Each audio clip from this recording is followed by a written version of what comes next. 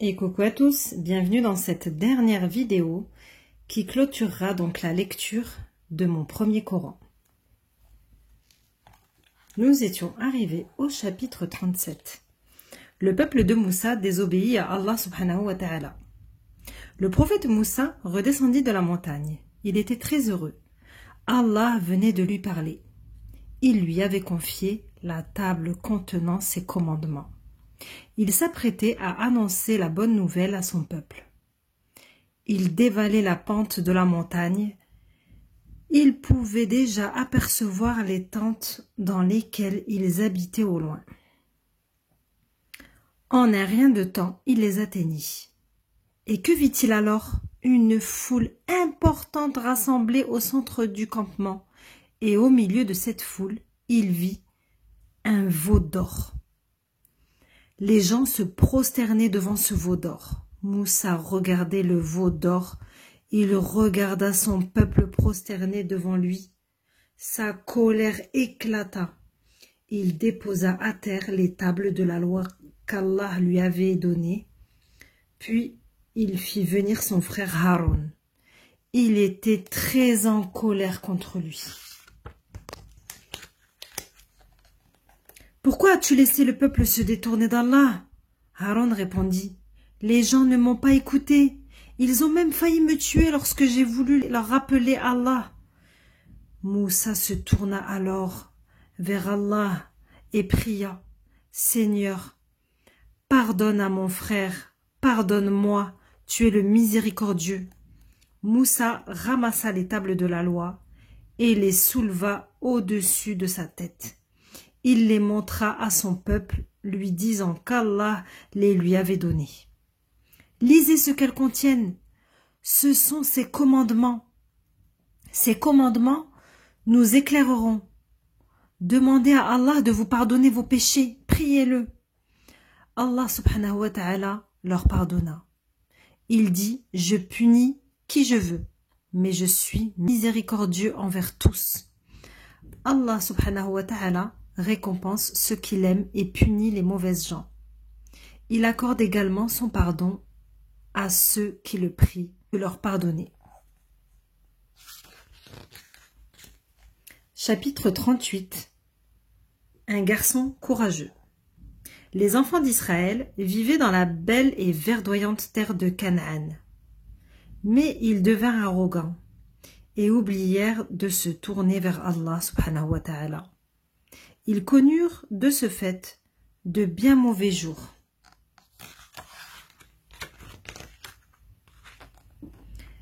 La terre de Canaan fut entourée d'ennemis, qui vainquirent les enfants d'Israël et pillèrent leur terre. Allah subhanahu wa ta'ala eut pitié d'eux. Il envoya le prophète Samuel leur enseigner la bonne conduite. Les enfants d'Israël n'avaient pas de chef. Ils n'avaient pas de roi derrière lequel ils pourraient se ranger pour combattre leurs ennemis. De ce fait, le prophète Samuel choisit Talot pour être leur roi. Talot était un homme très bon, doté d'une grande sagesse. Il rassembla une immense armée et se mit en route, prêt à combattre l'ennemi. Le roi Talot et son armée atteignirent une rivière. C'est là qu'ils virent leurs ennemis qui les attendaient sur l'autre rive. Leur armée était encore plus grande que celle du roi Talot. Un géant nommé Jalot, Goliath, était à sa tête. Talot s'adressa à ses soldats. « Nous allons traverser la rivière. Allah nous éprouvera à ce moment-là. Ne buvez pas l'eau de la rivière. Seuls ceux qui s'abstiendront de boire combattront à mes côtés. » Néanmoins, les soldats n'écoutèrent pas leur roi. La plupart d'entre eux burent l'eau de la rivière. Seuls quelques soldats croyants restèrent fidèles au roi. Ainsi, il ne restait plus que quelques soldats aux côtés du roi Talot. En face, l'armée de leurs ennemis était immense. Les soldats de l'armée de Talot étaient terrifiés. C'est alors que surgit un homme, jeune.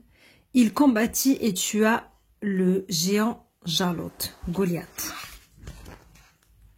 Ce jeune homme se nommait David. Allah subhanahu wa ta'ala l'avait envoyé pour sauver son peuple. Daoud devint un grand roi et un illustre prophète. Allah subhanahu wa ta'ala éprouve les hommes de différentes manières, non pas pour rendre leur vie difficile, mais pour les rendre meilleurs. Allah subhanahu wa ta'ala aime tous les hommes et veut qu'ils soient toujours bons. Chapitre 39. La vallée des fourmis. Le prophète Suleyman était un grand roi. Il avait une immense armée. Elle était composée de djinns, d'hommes et d'oiseaux. Par la volonté d'Allah subhanahu wa ta'ala, il les commandait tous. Un jour, son armée traversa une vallée. Le prophète Suleyman chevauchait en tête du cortège lorsqu'il entendit une voix.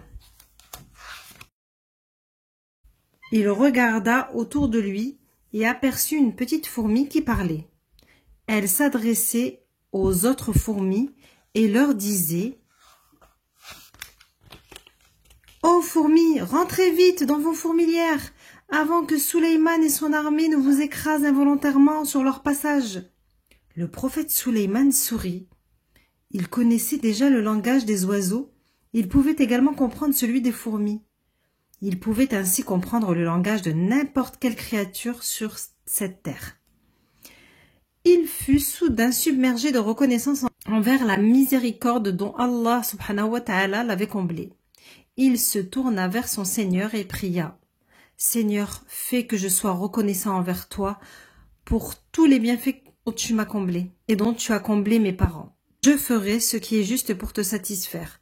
Par ta grâce, fais de moi le plus vertueux de tes serviteurs. » Le prophète Suleyman ordonna à son armée d'avancer avec précaution et de ne pas marcher sur les fourmis. Il leur ordonna de ne pas déranger les fourmilières. Lorsque le monde est heureux, Allah subhanahu wa ta'ala est satisfait. Chaque créature, quelle que soit sa taille, a son propre rôle dans ce monde. C'est le fonctionnement qu'Allah subhanahu wa ta'ala a choisi pour le monde. Allah veille sur la plus petite créature. Nous devons nous aussi veiller sur les autres en toutes circonstances. Chapitre 40. La reine de Saba. Un jour, un oiseau, une huppe, vint voir le prophète et roi Suleyman. Il dit au roi, « J'ai vu un bel endroit. Il est loin d'ici. Il faut traverser de nombreux déserts pour l'atteindre. Une reine sage y règne. Elle possède un trône magnifique, mais elle-même et son peuple adorent le soleil en dehors d'Allah. » Le prophète Suleyman écrivit une lettre à la reine. Voici ce qu'elle contenait. « Au nom d'Allah, le miséricordieux, le très miséricordieux, ne soyez pas arrogante. Venez à moi, totalement soumise. » La reine lut la lettre, mais décida de mettre le prophète Suleyman à l'épreuve. Avant tout, elle dépêcha ses ambassadeurs chargés d'un grand nombre de présents pour lui.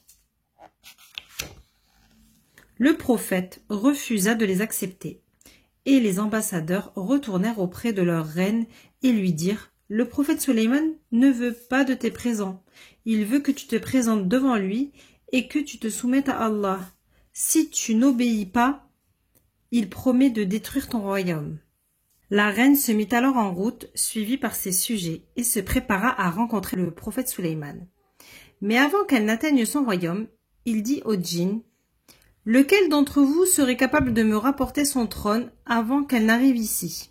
Un djinn très puissant, nommé Ifrit, lui répondit « Je te l'apporterai avant que tu n'aies eu le temps de te lever de ton siège. » L'un des assistants, qui était profondément versé dans la lecture du livre, rapporta le trône en un clin d'œil. Le trône était là. À cet instant, le cortège de la reine arriva au palais. Elle aperçut le trône et fut surprise. Elle se dit « Suleyman a de grands pouvoirs. Il a rapporté mon trône ici avant que je n'atteigne le palais. » Elle pénétra dans le palais. Il y avait un beau lac devant elle.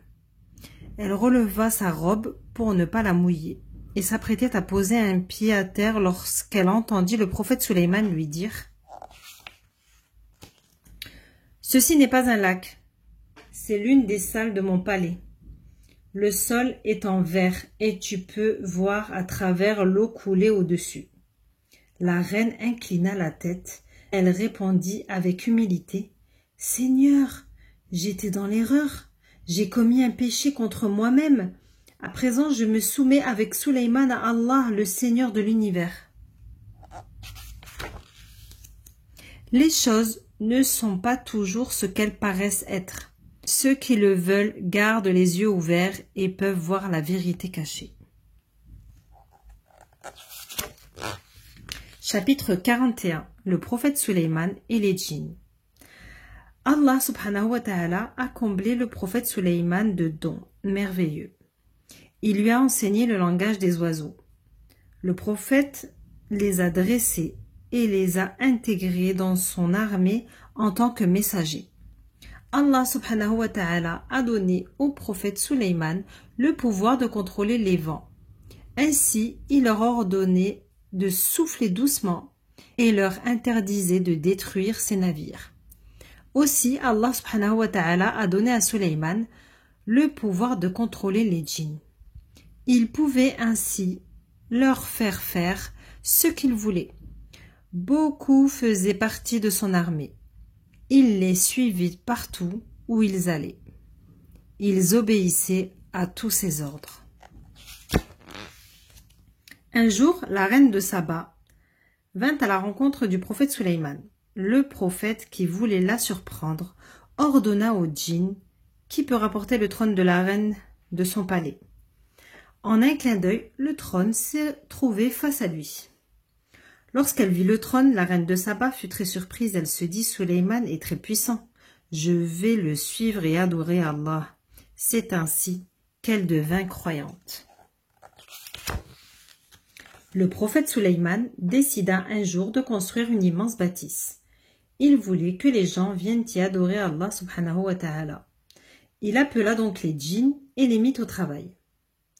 Certains portaient les pierres, d'autres construisaient les murs, d'autres encore dessinaient de beaux jardins et des fontaines. Le roi Souleyman venait chaque jour inspecter l'état d'avancement des travaux. Il se tenait au centre de la cour, appuyé sur un bâton. Il surveillait ainsi les djinns au travail.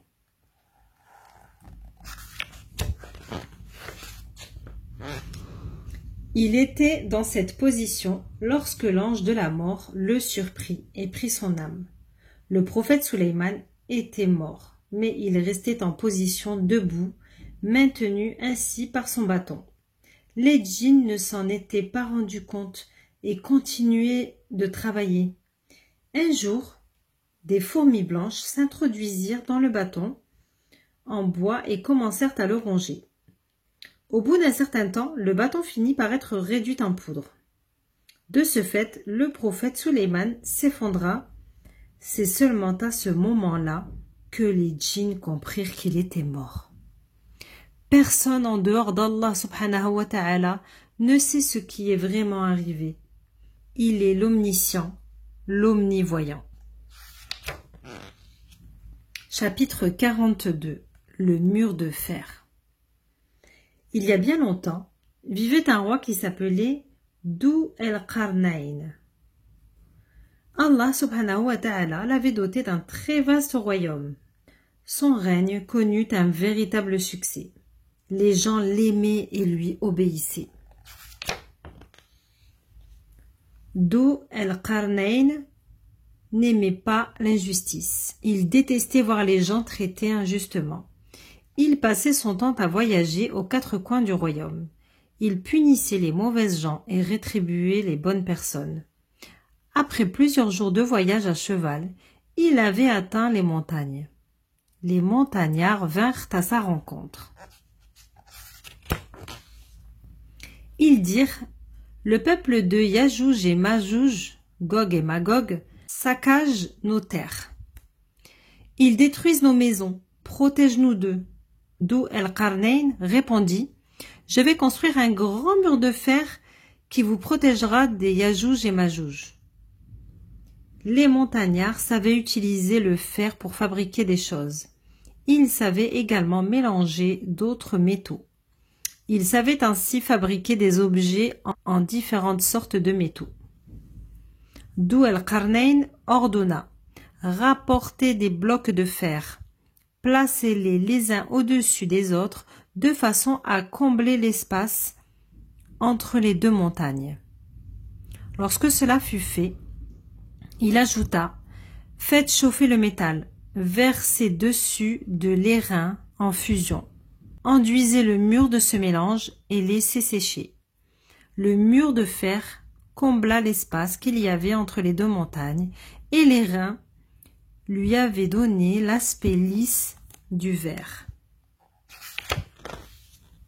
Personne ne pouvait l'escalader, ni le percer. C'est ainsi que Dhu Al-Qarnayn sécurisa la montagne pour ses habitants. Ils ne furent plus jamais terrorisés par les Yajouj et Majouj. Même après avoir conquis la majeure partie du monde habité de l'époque, Dhu Al-Qarnayn n'avait jamais rien perdu de son humilité. Il savait qu'il devait ses exploits à la bénédiction d'Allah subhanahu wa ta'ala. Concernant le mur de fer, il avait dit « Ceci est une miséricorde de mon Seigneur. Cependant, lorsque la promesse de mon Seigneur sera accomplie, il le réduira en poussière, car la promesse de mon Seigneur est infaillible. » Et voilà, donc nous avons terminé la lecture. J'espère que toutes ces lectures vous ont plu. N'hésitez pas à les revoir, ça fait toujours un rappel. Et merci encore de m'avoir écouté. À bientôt pour une nouvelle vidéo. Bye bye.